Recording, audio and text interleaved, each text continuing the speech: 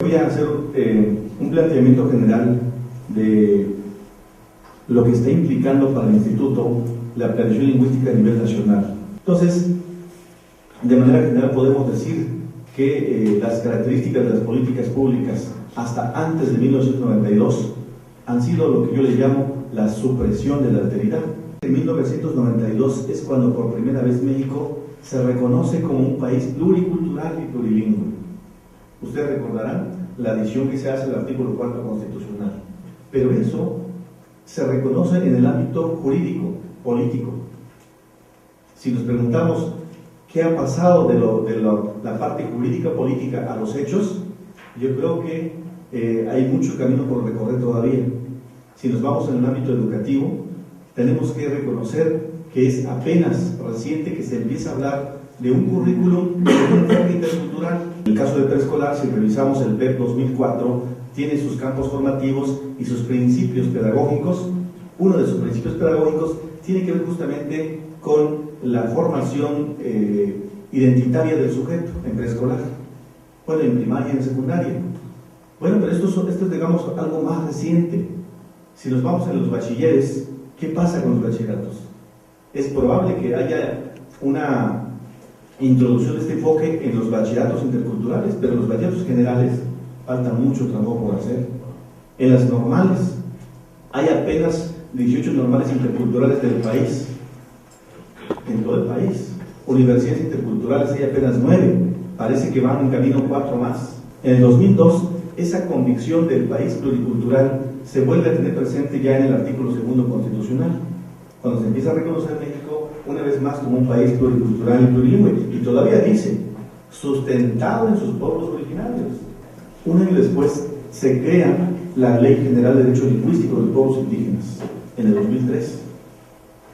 Junto con ello, la creación del Instituto Nacional de Lenguas Indígenas de México. Bien, a la creación del instituto, compañeros, ¿cuáles son sus 3 grandes objetivos del instituto? El primer gran objetivo es impulsar procesos de revitalización, fortalecimiento y desarrollo de las lenguas indígenas nacionales. Y digo nacionales porque la Ley de Derechos Lingüísticos de 2003 ya reconoce a las lenguas indígenas, al igual que el español y la lengua de señas mexicana, como lenguas nacionales. El segundo objetivo del instituto, propiciar el dar a conocer la diversidad cultural del país. El tercer objetivo es justamente impulsar acciones junto con la Federación, los estados y los municipios. Los 2 grandes enfoques del instituto son justamente el multilingüismo y la interculturalidad. El multilingüismo justamente porque la ley ya reconoce la diversidad lingüística del país, y la intercultura como un aporte filosófico que busca atender justamente esta alteridad, esta diversidad. Entiendo la política pública como responsable de INALI desde la perspectiva de la construcción conjunta, en este caso con los pueblos indígenas. Yo creo que no podemos hablar de políticas públicas si es un proyecto definido desde el INALI. Ese sería esa sería una política institucional. De manera que sí tenemos un programa institucional, por supuesto, ejes de política lingüística, pero esos ejes políticos no los podemos entender como política pública si no es con la participación directa de los pueblos indígenas. En algún momento también he comentado en mis conferencias, no es casual ni es gratis que muchos hoy en día, todavía en el 2011, el siglo XXI, muchos hermanos indígenas nieguen su identidad. Es que hubo un proceso deliberado para empezar a dejar nuestras lenguas y a reconocernos de ellas. Entonces, la hipótesis es, por ejemplo, si la escuela contribuyó al debilitamiento de la identidad y las lenguas indígenas, al revés, las escuelas pueden ser potenciadoras de la identidad y de las lenguas. La política lingüística marca, desde nuestra perspectiva, las directrices de política lingüística que tienen que ver con el multilingüismo, reconocimiento de la diversidad lingüística. Y la planeación lingüística es, digamos, la parte instrumental, es un instrumento de la política lingüística. Visión holística, número 1, decíamos, no estamos hablando del mismo estado de las cosas en cada estado del país. Si revisamos el marco conceptual, diríamos, compañeros, que todas las lenguas nacionales indígenas de México están amenazadas. Y si hacemos una revisión puntual de las políticas lingüísticas del mundo entero, el español mismo está amenazado. Digamos, la globalización, el chino, el francés, el inglés, el español mismo.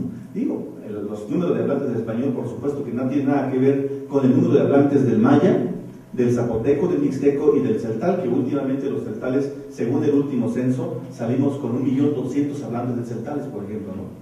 Número 1 de nuestro proceso de creación lingüística es entonces la catalogación de las lenguas indígenas nacionales.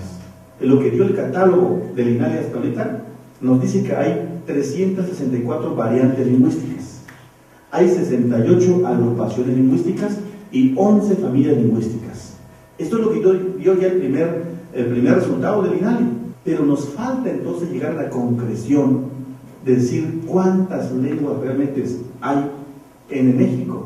La catalogación y la norma de la escritura, es decir, cómo vamos a escribir nuestra lengua, estas dos pongámoslas en un costal aparte. Es el primer costal, que es costal de plataforma, costal de instrumento, que va a dar pie a los demás. Pero justamente ahí es donde quiero inscribir la visión holística. No es que estamos diciendo etapa 1, etapa 2. Vuelvo a repetir, podemos estar diseñando ya una estrategia de enseñanza de lenguas ya. Alguien puede hacer su gramática ya. En 2-3 años, cuando ya salga la norma del chinanteco, bueno, pues ese diccionario se tendrá que revisar y actualizar conforme a la nueva norma. O sea, no estamos diciendo que paralicemos todo. El español mismo se acaba de reformar. ¿Y cuántos años tiene el español? Así va a ser nuestra lengua también.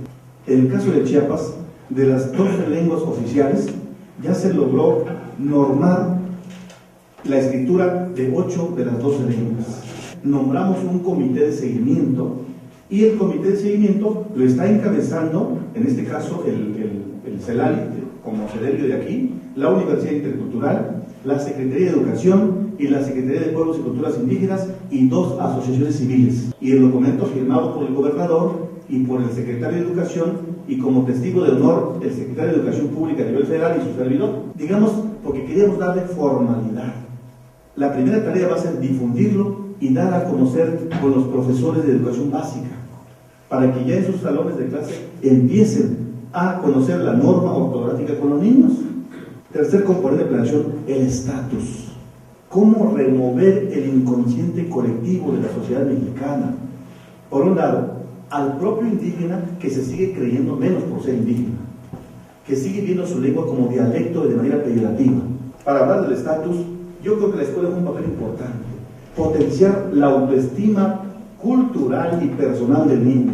No se logra potenciar la autoestima de la persona con discurso. Si en la escuela no respetamos los procesos, lo que se llama en América Latina educare y educere.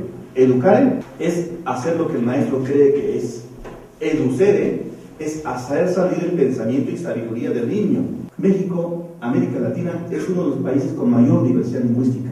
En el mundo entero, los lingüistas expertos hablan de poco más de 90 familias lingüísticas en el mundo. En el mundo, de las cerca de 7 millones de lenguas, 90 familias. ¿Cuántas familias hay en México? 11. Es decir que poco más del 10% están en México. Aún con los poco más de 500 años, las lenguas siguen todavía en México. ¿Cómo logramos el posicionamiento social de la lengua? Tenemos dos estrategias. Visibilidad, que se vean que hay lenguas indígenas. El multilingüismo, hacerlo efectivo. Audibilidad, que se escuche en la radio, que se escuche en la televisión, que se escuche en las escuelas. Usemos nuestra lengua. Si el otro no lo va a escuchar, no va a apreciar el sonido de otras lenguas. La ley en el 2009 de la Ley de Derecho Lingüístico se modificó. Dice, los pueblos donde hay población indígena, sus toponimias y las nomenclaturas oficiales deben estar en lenguas indígenas. La pregunta es, ¿quién lo está haciendo ya? Tengo entendido que en Oaxaca yo quiero ir a visitarlo. Los amigos mijes ya lo están haciendo. Felicidades por ellos, de verdad. Paso a el cuarto componente del proceso de planeación lingüística, la aplicación. ¿Cómo entonces usar la catalogación? ¿Cómo usar la norma escrita en el diseño de gramáticas, en el diseño de léxicos especializados, en la enseñanza de las lenguas en la escuela y salón de clases? ¿Cómo usamos esto para la formación de intérpretes y traductores? En el 2000, 700,000 niños nacían y aprendían su lengua materna. 5 años después, en el 2005, bajó de 700,000, ya solamente 600,000 niños aprendían su lengua en el seno materno. ¿Qué quiere decir? Que 100,000 niños en el seno familiar ya nacían adquiriendo el español aún siendo indígenas. Ese es un dato que tenemos que decir entonces. Ya no hay transmisión generacional de la lengua materna. Ese es un concepto que inventé. Por las políticas que hemos traído, nos ha llevado a un filosoficidio, a la muerte de otras filosofías. 2, yo creo que nos ha llevado a un axiologicidio, a la muerte de otros valores. Entonces, yo creo que nos ha llevado a un asunto axiológico. Y por supuesto, creo que también nos ha llevado a un epistemicidio, la muerte de otras formas de construir conocimiento. Y finalmente, por supuesto, ha habido un lingüicidio, la muerte de las lenguas. La primera etapa que estamos proponiendo es la conformación de un grupo coordinador nacional. Entonces, ya hay un grupo coordinador nacional. ¿Quiénes lo conforman? Lo encabeza el INALI, por supuesto, la DGI, la Coordinación Nacional de Educación Intercultural y Bilingüe, una asociación civil, AMLA, Asociación Mexicana de Lingüística Aplicada, y la Red de Universidades Interculturales. La etapa número 2, conformación teórica y metodológica de lo que implica la catalogación y la normalización de la escritura, y además identificación de actores sociales y de instituciones públicas o privadas que conformarán el grupo de trabajo en cada estado. Una vez que ya se constituya este grupo, vendría entonces, si va a ser catalogación, ¿bajo qué paradigma vamos a catalogar? En la etapa 3 entonces ya es la aplicación, el trabajo de campo, la parte más profunda incluso. Entonces la etapa 4 pues es la fiabilidad de nuestro trabajo y la validez de nuestro trabajo de campo. La etapa 5 tiene 2 componentes. El dar a conocer formal y públicamente en el diario oficial de la Federación de cuántas lenguas hay, darlo a conocer en las gacetas oficiales de los estados, cuántas lenguas tiene Oaxaca. Una de las tareas del comité, me adelanto una vez un poco, es que una vez que se haya normado la lengua, por lo menos después de que se haya normada la lengua, haya un trabajo por lo menos en 2 años que nuevamente convoque a alguien como Cedeño. Vamos a sentarnos a revisar y actualizar la norma de la escritura, como pasa en el español. Ese es nuestro concepto, pues, acompañar, apoyar y asesorar el proceso de planeación lingüística, en este caso en Oaxaca. No solamente por mi convicción indígena, también es porque soy funcionario público ahora y es un compromiso institucional. No es que digamos vamos a catalogar todas las lenguas de Oaxaca. Les propondría incluso que empecemos con 1, 2 o 3 como piloto de la propia metodología. Hagámoslo eso en el 2011, 2012. Si nos funcionó, bueno, en el 2013, 2014, hagámoslo con otras familias lingüísticas, con otras variantes. Así es como lo veo como un proceso, pues. Por eso vemos la planeación lingüística como un proceso mayor, no como algo predeterminado ni terminado, sino como un proceso.